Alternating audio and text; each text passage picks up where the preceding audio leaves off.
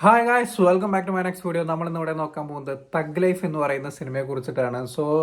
കുറച്ച് ദിവസങ്ങളായി വീഡിയോ ഒക്കെ ചെയ്തിട്ട് നമ്മുടെ വീട്ടിലൊരു മരണം കാര്യങ്ങളൊക്കെ ആയിട്ട് നടന്ന് പൊയ്ക്കൊണ്ടിരിക്കുന്നു. അപ്പൊ അതിന്റെ കർമ്മങ്ങൾ കാര്യങ്ങളൊക്കെ ആയിട്ട് പൊയ്ക്കൊണ്ടിരിക്കുന്നു. തഗ് ലൈഫ് കാണണമെന്ന് ആഗ്രഹിച്ചിരിക്കുന്ന സിനിമയായിരുന്നു. ഒരുപാട് കാലമായിട്ട് അനൗൺസ് ചെയ്തിട്ട് അതിന്റെ ഒരു പ്രോമോ സാധനം വന്നിട്ടുണ്ടായിരുന്നു. കമലഹാസന്റെ ഒരു ആക്ഷൻ പാക്ഡ് ആയിട്ടുള്ള ഒരു സാധനം വന്നിട്ടുണ്ടായിരുന്നു. അതിൻ്റെ ഒപ്പം തന്നെ അതിന്റെ ബാക്ക്ഗ്രൗണ്ട് സ്കോറും കാര്യങ്ങളൊക്കെ ഇപ്പോൾ ഈ അടുത്ത ഓഡിയോ ലോഞ്ച് നടന്നപ്പോൾ വിൺവിളി നായക എന്ന് പറയുന്ന സാധനം, പിന്നെ ചിന്മയുടെ ഒരു പാട്ട്, ഇതൊക്കെ കേട്ടിട്ട് ഇങ്ങനെ കോൾമയിര് കൊണ്ടിരിക്കുകയായിരുന്നു ഈ ഒരു സിനിമ കാണാൻ വേണ്ടിയിട്ട്. ലിറ്ററലി ഈ ഒരു സിനിമ എങ്ങനെ ഉണ്ട് എന്ന് ചോദിച്ചു കഴിഞ്ഞാൽ, നമ്മുടെ രജനീകാന്തിന്റെ ശിവാജിയിലൊരു പാട്ടുണ്ട്, ഊമ്പാവ ആമ്പൽ ആമ്പൽ എന്ന് പറയുന്ന പോലത്തെ അവസ്ഥയിലേക്ക് എത്തി ഞാൻ ഈ ഒരു സിനിമ കണ്ടു കഴിഞ്ഞപ്പോൾ എന്നാണ് പേഴ്സണലി എനിക്ക് പറയാനുള്ളത്. ഫസ്റ്റ് ഹാഫ് പിന്നെയും മണിരത്നത്തിന്റെ ആ ടച്ചോട് കൂടിയിട്ടൊരു രസത്തിൽ റേഞ്ചിലൊക്കെ ഇങ്ങനെ പൊക്കോണ്ടിരിക്കുകയായിരുന്നു. സെക്കൻഡ് ഹാഫിലേക്ക് എത്തിയ സമയത്ത് എൻ്റെ പൊന്ന് ഭഗവതി ചതിച്ചു. ലിറ്ററലി പറയുകയാണെന്നുണ്ടെങ്കിൽ ഇപ്പം നമ്മുടെ കയ്യിൽ നിന്ന് പശുവിൻ്റെ കയറൊക്കെ അഴിഞ്ഞു പോയി കഴിഞ്ഞാൽ കയ്യിൽ നിന്ന് പോയി കഴിഞ്ഞാൽ അതൊരു ഓട്ടോ ഇടും. അല്ലെങ്കിൽ ഇപ്പം വയറിളകി കഴിഞ്ഞുള്ള സിറ്റുവേഷൻ എന്തായിരിക്കും, അതുപോലത്തെ കുറേ പരിപാടികൾ, കുറേ സീക്വൻസുകൾ ഇങ്ങനെ അഴിച്ചു വിട്ടിരിക്കുകയാണ്. എൻ്റെ പൊന്നു, സഹിക്കാൻ പറ്റുന്നതിനപ്പുറം, അതും ലാഗിൻ്റെ അങ്ങേ അറ്റം എന്നൊക്കെ വേണം പറയാൻ.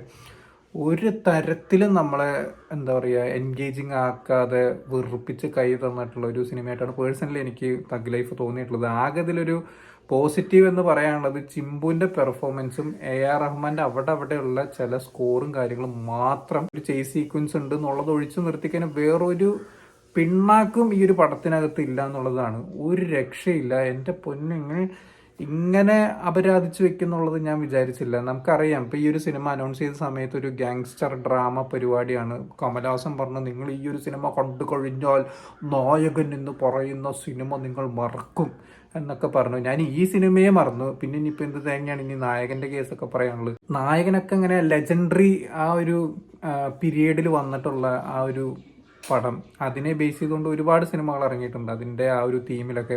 പക്ഷേ ആ ഒരു സിനിമ ഇറങ്ങി ഈ 2025 വരേണ്ട ആ ഒരു സ്ക്രീൻ പ്ലേ കാര്യങ്ങളൊന്നും അല്ല ഈ ഒരു സിനിമയ്ക്ക് കിട്ടിയിട്ടുള്ളത്. ഇങ്ങനെ വലിച്ചു നീട്ടി ഹൈലി പ്രഡിക്റ്റബിൾ ആയിട്ടുള്ള സീക്വൻസ്, അടുത്ത സീക്വൻസുകൾ എന്തായിരിക്കും എന്നുള്ളത്. അതുപോലെ തന്നെ തൃഷയുടെ ഒക്കെ ക്യാരക്ടറൊക്കെ ജീവിതത്തിൽ വേസ്റ്റായി തോന്നിയിട്ടുള്ള ഒരു ക്യാരക്ടറാണ്. മണിരത്നത്തിൻ്റെ പേഴ്സണലി എനിക്ക് തോന്നിയിട്ടുള്ള ഒരു വേസ്റ്റ് ആയിട്ടുള്ള ഒരു സിനിമ. ടെക്നിക്കലി സൈഡ് വലിയ കുഴപ്പമില്ല എന്നുള്ളത് ഒഴിച്ചു കഴിഞ്ഞാൽ, അതായത് DOP സൈഡ് വലിയ കുഴപ്പമില്ല എന്നുള്ളത് ഒഴിച്ചു കഴിഞ്ഞാൽ അതും വലിയ മെച്ചൊന്നും പറയാനൊന്നുമില്ല. കുറേ നല്ല ലൊക്കേഷൻസും കാര്യങ്ങളും, കുറേ നല്ല ഫ്രെയിമുകളുണ്ട്, അത്ര തന്നെ ഉള്ളൂ. വേറെ പ്രത്യേകിച്ച് ഈ ഒരു സിനിമയെ കുറിച്ചൊന്നും പറയാനില്ല. ലിറ്ററലി ആ ചിന്മയൊക്കെ പാടി പാട്ടിൻ്റെ ഒക്കെ അത് എവിടെയായിരുന്നു എന്ന് പോലും എനിക്ക് ഓർമ്മയില്ല. ഇല്ല തോന്നുന്നുണ്ട് ഈ ഒരു സിനിമയ്ക്കകത്ത് ആ ഒരു സാധനം. കുറേ ഇങ്ങനെ അവിടെയൊക്കെ എന്തൊക്കെയോ കേൾക്കുക എന്നുള്ളതല്ലാതെ വേറെ ഒന്നുമില്ല. ഇപ്പൊ ചിമ്പുവിന്റെ റോൾ ആക്ച്വലി നമ്മുടെ ദുൽഖർ ചെയ്യാൻ വെച്ചിട്ടുണ്ടായിരുന്ന ഒരു സാധനമായിരുന്നു. എന്തുകൊണ്ടും നന്നായി എന്നുള്ളതാണ് പേഴ്സണലി എനിക്ക് തോന്നിയത്. ഒരു ലാഭവും ദുൽഖറിന് ഈ ഒരു സിനിമയും കൊണ്ട് ഉണ്ടാവുമായിരുന്നില്ല. അതിന് പകരം മൂപ്പര് പോയി ചെയ്തിട്ടുള്ള ലക്കി ഭാസ്കർ എന്ന് പറയുന്ന സിനിമ, അത് വെട്ടിച്ചില്ലായിട്ടായിരുന്നു. എന്തായാലും രക്ഷപ്പെട്ടു എന്നുള്ളതല്ലാതെ വേറൊന്നും പറയാനില്ല.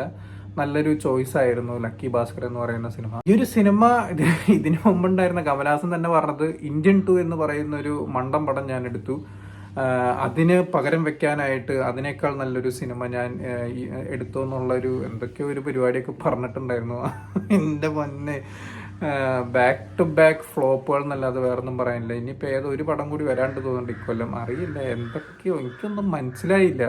എന്താണ് ഏറ്റവും വലിയൊരു പ്രത്യേകത എന്ന് പറഞ്ഞു കഴിഞ്ഞാൽ, കമലഹാസന്റെയും കൂടിയും ഒരു കൈ വെച്ചിട്ടുള്ള ഒരു പരിപാടിയാണ് ഇതിന്റെ സ്ക്രീൻ പ്ലേ, കഥ എന്നൊക്കെ പറയുന്നതൊക്കെ. മണിരത്നവും അതുപോലെ തന്നെ കമലഹാസനും കൂടിയിട്ട് ചെയ്തിട്ടുള്ള ഒരു വർക്കാണ്. എന്തുകൊണ്ട് ഇങ്ങനെ ആയെന്ന് ചോദിച്ചു കഴിഞ്ഞാൽ എനിക്കറിയില്ല. കാലത്തിനൊത്ത് അപ്ഡേറ്റ് ആവാത്ത ഒരുപാട് കാര്യങ്ങൾ ഈ ഒരു സിനിമയ്ക്കകത്തുണ്ട്. കാരണം 2.25 മണിക്കൂറൊക്കെ പിടിച്ചിരുത്തണം ഒരു സിനിമയ്ക്കകത്ത്. ഇന്നത്തെ പ്രേക്ഷകരെ പിടിച്ചിരുത്തണം എന്നുണ്ടെങ്കിൽ എന്തെങ്കിലും ഒരു അൺപ്രഡിക്റ്റബിൾ ആയിട്ടുള്ള ഒരു ഫാക്ടർ, അല്ലെങ്കിൽ നല്ല ഗംഭീരമായിട്ടുള്ള ഒരു എക്സ്പീരിയൻസ് തരേണ്ട ബാക്ക്ഗ്രൗണ്ട് സ്കോറുകൾ, സോങ്സ്, ഇതൊക്കെ ഒരു സിനിമയ്ക്കകത്ത് ആഡ് ചെയ്യണം. ഇപ്പം ഇന്നത്തെ കാലത്ത് നമ്മുടെ പിള്ളേർ സെറ്റ്, അല്ലെങ്കിൽ നമ്മുടെ ജനറേഷൻ എന്ന് പറയുന്ന ആൾക്കാരൊക്കെ ഇംഗ്ലീഷ് സിനിമകളും മറ്റുള്ള സിനിമകളൊക്കെ കണ്ടു വളർന്ന് ശീലമായിട്ടുള്ള ആൾക്കാരാണ്. 2 മണിക്കൂറിൽ താഴെയൊക്കെയാണ് മിക്ക സിനിമകളും ഉണ്ടാവുള്ളൂ.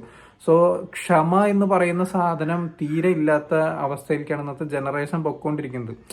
അങ്ങനത്തെ ആൾക്കാർക്കിടയിലേക്ക് 2.25 മണിക്കൂറിൻ്റെ ഒരു സിനിമ നിങ്ങൾ ഇറക്കി വിടുന്ന സമയത്ത് എന്തെങ്കിലും ഒരു സാധനം ഇല്ലാതെ ഇറക്കി വിട്ട് കഴിഞ്ഞാൽ എടുത്ത് എയർ കയറ്റി വിടുന്നുള്ളതല്ലാതെ വേറൊന്നും എനിക്ക് പറയാനില്ല. ഇതിൽ കുറേ ലോജിക്കില്ലാത്ത, കുറേ ഡൈജസ്റ്റ് ആവാത്ത ഒരുപാട് സംഭവങ്ങളുണ്ട്. തല്ലിയാലും തല്ലിയാലും ചാവാത്ത, ഇപ്പോൾ ഇന്ത്യൻ താത്തേനൊക്കെ പറയുന്നത് പോലെ തന്നെ എന്താ പറയുക, തല്ലിയാലും ചാവാത്ത കമലഹാസൻ്റെ കുറേ ലോജിക്കൽ ഇഷ്യൂസ് ഉള്ള കുറേ കാര്യങ്ങൾ ഈ ഒരു സിനിമയ്ക്കകത്തുണ്ട്. സോ തിയേറ്ററിൽ നിന്ന് വേണം എന്നുണ്ടെങ്കിൽ ഒരു തവണ കണ്ടു നോക്കാന്നുള്ളതല്ലാതെ ഒരു മസ്റ്റ് വാച്ച് ലെജൻഡറി പരിപാടി അല്ലെങ്കിൽ ഒരു മാസ്റ്റർ പീസ് സാധനം എന്നൊന്നും പറയാൻ എനിക്ക് തോന്നിയിട്ടില്ല.